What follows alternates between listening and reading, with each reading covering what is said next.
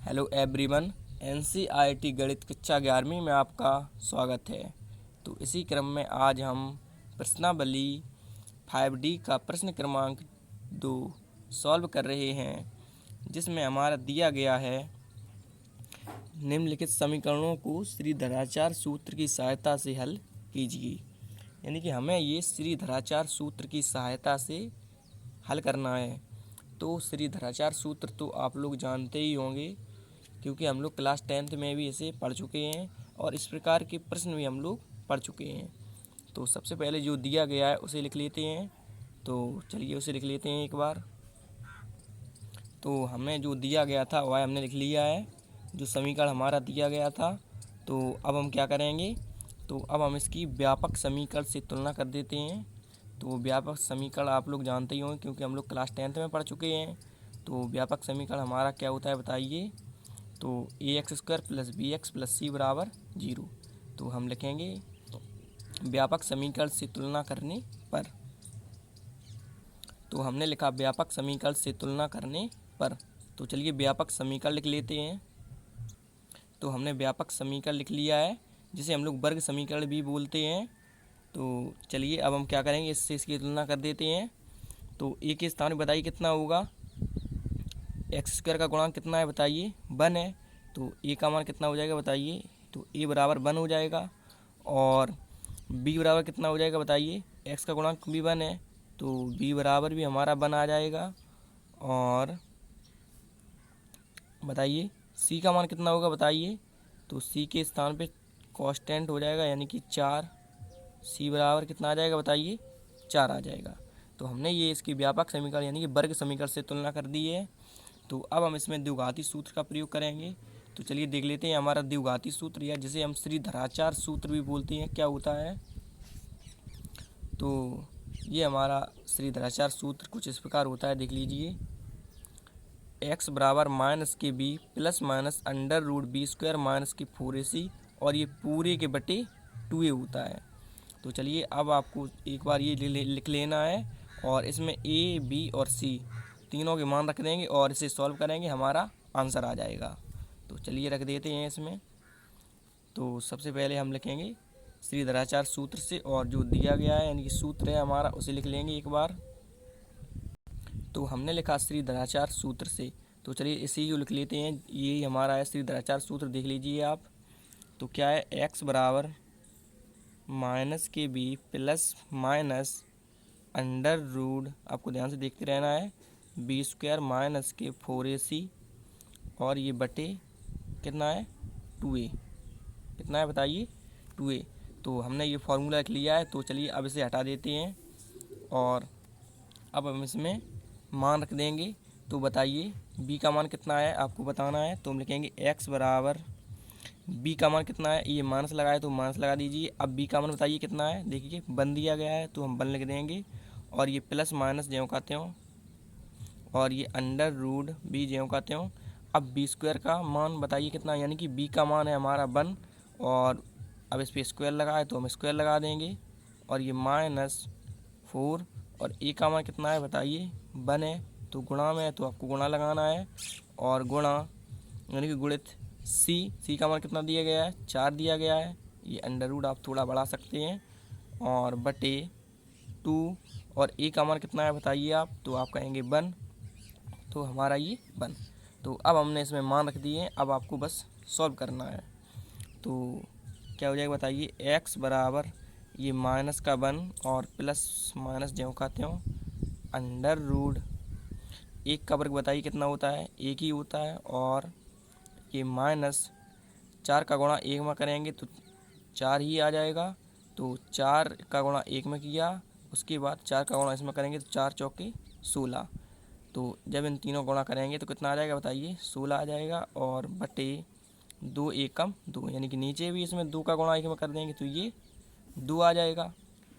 और उसके बाद जब हम इसे आगे सॉल्व करेंगे तो ये 16 में से 1 कम हो जाएगा, बताइए तो कितना बचेगा, -15 बचेगा, क्योंकि ये माइनस के ज़्यादा है 16, और 1 प्लस का है तो -16 ही बचेगा। तो हम लिखेंगे x बराबर -1 प्लस माइनस √-15।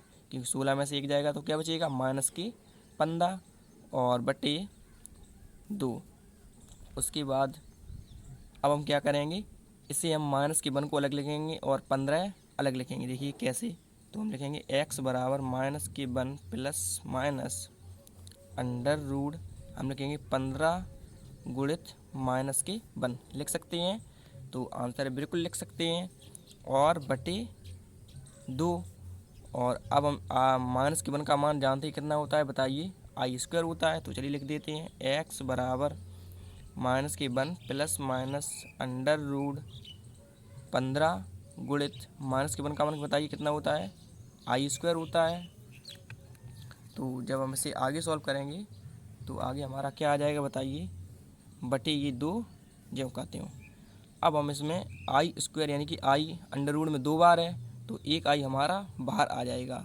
तो चलिए इसे लिख देते हैं x बराबर माइनस के 1 प्लस माइनस एक आई हमने ये बाहर ले लिया है, तो चूँकि इसमें से एक आई बाहर आ जाएगा क्योंकि स्क्वायर है, तो अंदर हमारा क्या बचेगा, केवल 15 ही बचेगा। क्योंकि अगर हम पूछें कि आई स्क्वायर का वर्गमूल क्या होगा तो आप कहेंगे आई, उसी प्रकार से हमने ये इसका वर्गमूल ले लिया है क्योंकि अंडर रूट में था, तो हमने ये वर्गमूल ले लिया है और बटे 2। तो यही आपका आंसर हो जाएगा। चूँकि हमें श्रीधराचार्य सूत्र या द्विघाती सूत्र का प्रयोग करना था तो हम लोगों ने कर दिया है, तो ये आपका आंसर हो जाएगा। तो आप समझ गए होंगे। तो हमने ये आई स्क्वायर इसलिए बनाया क्योंकि हम लोग सम्मिश्र संख्या पढ़ रहे हैं, तो इसमें आई का यानी कि आयोटा भी हम जिसे बोलते हैं, इसका तो मेन ही काम है इसमें।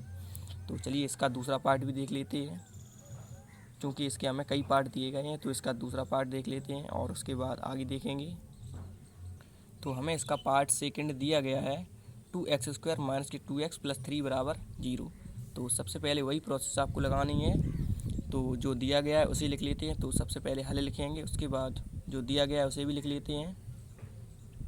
तो हमने लिखा हल और उसके बाद हमें जो दिया गया था वह हमने लिख लिया है। तो अब हम इसकी वर्ग समीकरण या व्यापक समीकरण से चलिए तुलना कर देते हैं। तो हम लिखेंगे व्यापक समीकरण की तुलना से। तो हमने लिखा व्यापक समीकरण की तुलना से और हम लोगों ने व्यापक समीकरण भी लिख लिया है। तो चलिए अब हम इसकी तुलना कर देते हैं। तो ए बी सी 2 माइनस के 2 और 3 यानी कि ए बराबर कितना हो जाएगा, बताइए। एक्स स्क्वायर का गुणांक कितना दिया गया है, हमें 2 दिया गया है, तो ए बराबर कितना हो जाएगा, 2 आ जाएगा।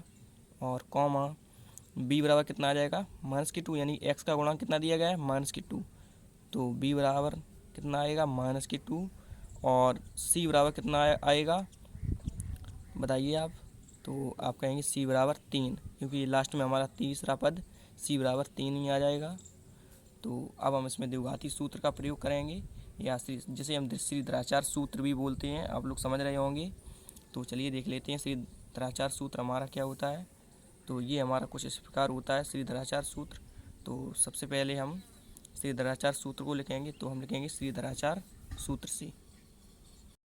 तो हमने लिखा श्रीधराचार्य सूत्र से। उसके बाद अब हम श्रीधराचार्य सूत्र का प्रयोग करेंगे। तो सबसे पहले हम एक बार श्रीधराचार्य सूत्र को लिख लेते हैं। तो हमने एक बार श्रीधराचार्य सूत्र को लिख लिया है और चलिए अब हम इसमें मान रख देते हैं, तो इसे हटा देते हैं। उसके बाद बताइए, तो चलिए इसमें हम मान रखेंगे, तो आपको बताना है, बताइए। चलिए x बराबर माइनस जो कहते हो क्योंकि माइनस लगा हुआ है। अब b का मान बताइए कितना है, माइनस के 2। अब इसमें पहले से ही माइनस है तो माइनस माइनस क्या हो जाएगा, प्लस हो जाएगा। क्या हो जाएगा, प्लस के 2। और ये plus minus under root b का मान कितना दिया गया है, माइनस के 2, तो हमने लिखा माइनस के 2। अब बी पे वर्ग है तो आपको वर्ग भी लगा देना है, और ये वाला माइनस जो कहते हैं और 4 भी जो कहते हैं। और ए का मान बताइए कितना दिया गया है, 2 दिया गया है। चूँकि ये 4 ए के गुणा में तो हम गुणा लगाएंगे और ए का मान 2। और उसके बाद आगे अब सी का मान बताइए कितना दिया गया है, 3 दिया गया है, तो ये गुणित 3 और बटे 2 और ए का मान नीचे रख दीजिए। तो बताइए कितना दिया गया है, 2 दिया गया है, तो हम लिखेंगे गुणित 2। तो आप समझ रहे होंगे। तो अब हम इसे आगे सॉल्व करेंगे। तो ये x बराबर, अब ये प्लस आप आगे लगाइए या ना लगाइए, क्योंकि कुछ भी साइन नहीं होता है तो प्लस तो हम वैसे भी मानते हैं। तो हम लिखेंगे 2 और plus minus under root minus के 2 का वर्ग बताइए कितना होगा। तो माइनस के 2 गुणित माइनस के 2, तो ये प्लस का 4 हो जाएगा। और ये माइनस 4 दूनी 8 और 8 दिया 24, तो ये माइनस के 24 आ जाएगा। और बटे 2 का 2 में गुणा करेंगे तो ये 4 आ जाएगा। तो अब हम इसे आगे सॉल्व करेंगे। तो ये x बराबर क्या हो जाएगा 2 प्लस माइनस अंडर रूट, ये 24 में से ये 4 जाएंगे तो माइनस के 24 ज़्यादा है, प्लस के 4 कम है, तो ये माइनस का 20 हो जाएगा। और बटे 4 ज्यों का त्यों। उसके बाद जब हम आगे सॉल्व करेंगे तो x बराबर 2 प्लस माइनस अंडर रूट, इसे भी हम 2 भागों में लिख देंगे। देखिए कैसे, 20 गुणित माइनस के 1 लिख सकते हैं, आंसर बिल्कुल लिख सकते हैं, क्योंकि 20 का गुणा माइनस के 1 में करेंगे तो हमें बाद में माइनस 20 ही प्राप्त हो जाएगा। और बटे 4 ज्यों का त्यों।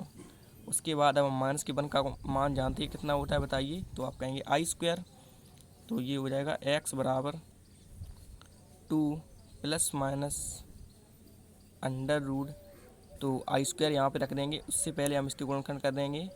तो क्या लिखेंगे 2 गुणित 2 और गुणित 5, इसे लिख सकते हैं 20 को। तो आंसर बिल्कुल लिख सकते हैं, क्योंकि 2 का गुणा 2 में करेंगे 4 और 4 पंचे 20, तो हमने इसे तोड़ के लिख दिया है। और ये वाला गुणा ज्यों का त्यों। और माइनस के 1 का मान बताइए क्या कितना होता है।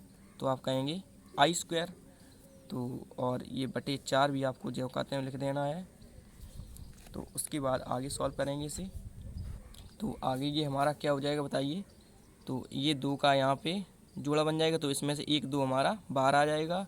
और ये आई स्क्वायर यानी कि इसे भी हम आई गुणित आई लिख देंगे, तो इसमें से 1 आई हमारा बाहर आ जाएगा। तो लिखेंगे x बराबर 2 प्लस माइनस कितना आ जाएगा बाहर।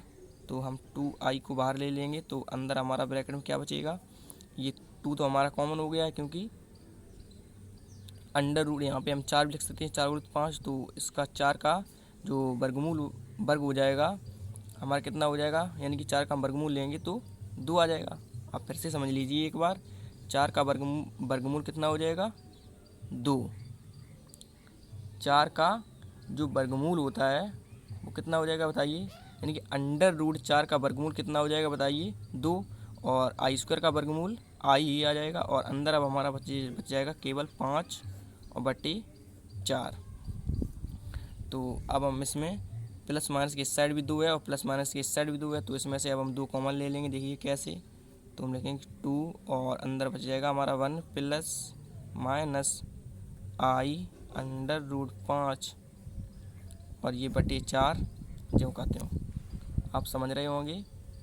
तो अब हम ये 2 से ये कैंसिल कर देंगे 4, तो 2 बार ही जाएगा, 2 दूनी 4 और x बराबर क्या बचेगा हमारा माइनस के 1 प्लस माइनस आई अंडर रूट 5 और बटे 2। तो ये हमारा एक x का मान आ जाएगा, यानी कि सीधाचार सूत्र से हमारा ये आंसर हो जाएगा दूसरे पार्ट का। तो अब आप इसका स्क्रीनशॉट ले लीजिए।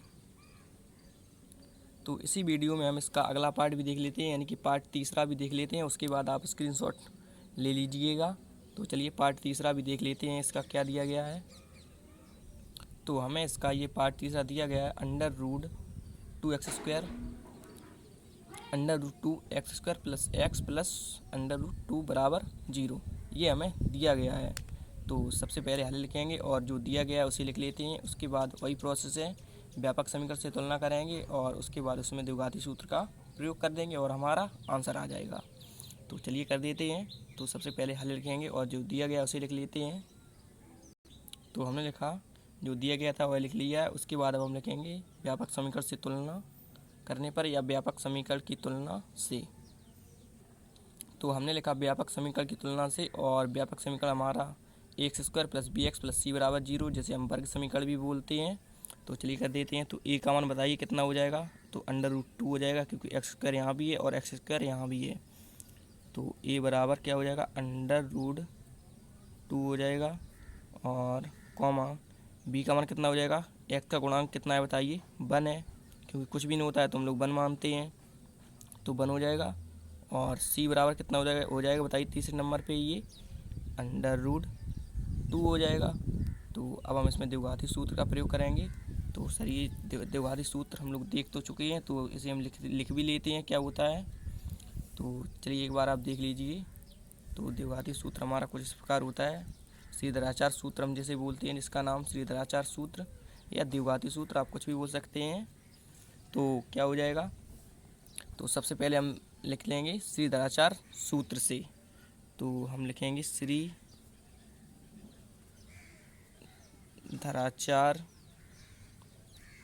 सूत्र से।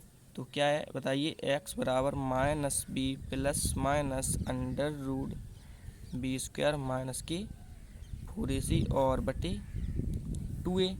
तो चलिए इसे हटा देते हैं और अब हम इसमें मान रख देंगे। तो क्या हो जाएगा, x बराबर बताइए आप, x बराबर माइनस लगा दीजिए, b का मान कितना है बताइए, 1 है, और plus minus under root b का मान कितना दिया गया है, 1, और ये b पर बढ़ गया तो हम इस पर भी 1 पर भी बढ़ हो जाएगा, और माइनस 4 और a का मान अंडर रूट 2, तो गुणित अंडर रूट 2 और इसका भी मान यानी कि c का मान अंडर रूट 2 दिया गया है। देखिए c का मान कितना दिया गया है, अंडर रूट 2, तो इसे भी लिख देते हैं अंडर रूट 2 और बटे 2, और a का मान अंडर रूट 2 दिया गया है, तो इसे भी लिख देते हैं अंडर रूट 2। उसके बाद जब हम इसे आगे सॉल्व करेंगे तो क्या हो जाएगा, x बराबर माइनस के 1 प्लस माइनस अंडर रूट 1 का वर्ग बताइए 1 ही होता है, और माइनस अंडर रूट 2 का गुणा अंडर रूट 2 में करेंगे तो ये 2 इसमें से बाहर आ जाएगा, यानी कि इसका गुणा 2 हो जाएगा, तो 4 का गुणा जब 2 में करेंगे तो ये 8 आ जाएगा, और बटे 2 अंडर रूट 2 ये हो जाएगा। तो आप समझ गए होंगे। और उसके आगे x बराबर माइनस के 1 प्लस माइनस जो कहते हो, और अंडर रूट 8 में से 1 जाएंगे, यानी कि माइनस के 8 में से प्लस का बन जाएगा, तो ये माइनस के 7 बचेंगे, और बटे 2 अंडर रूट 2। और उसके बाद जब हम आगे सॉल्व करेंगे तो इसे हम 7 गुणित माइनस के 1 लिखेंगे। देखिए कैसे, तो x बराबर माइनस के 1 प्लस माइनस, ये हम लोग ऐसा करते हैं क्योंकि हमको आई बाहर निकालना होता है, ताकि हमें पता चले कि हमने ये सम्मिश्र संख्याओं में द्विघाती सूत्र का प्रयोग किया है या श्रीधराचार्य सूत्र का प्रयोग किया है।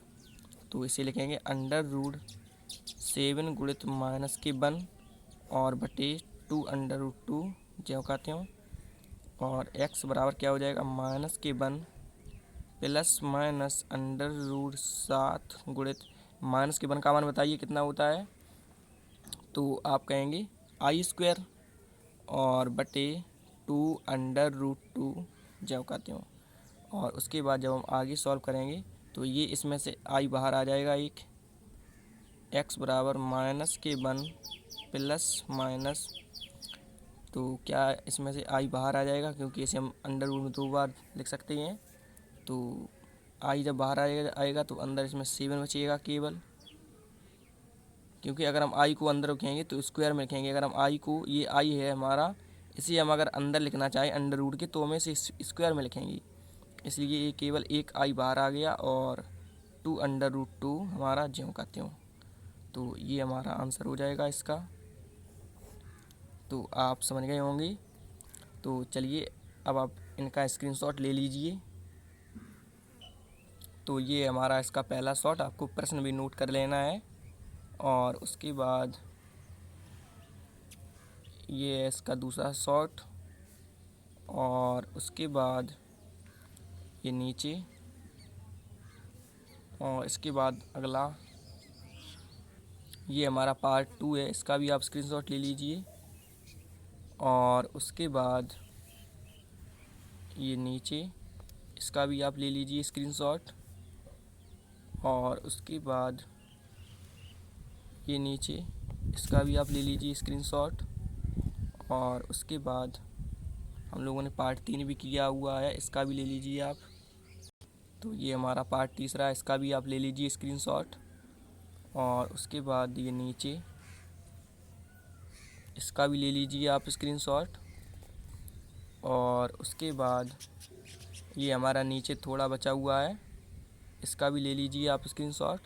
तो आशा करता हूँ कि यह प्रश्न आपको समझ में आ गया होगा। Thank you.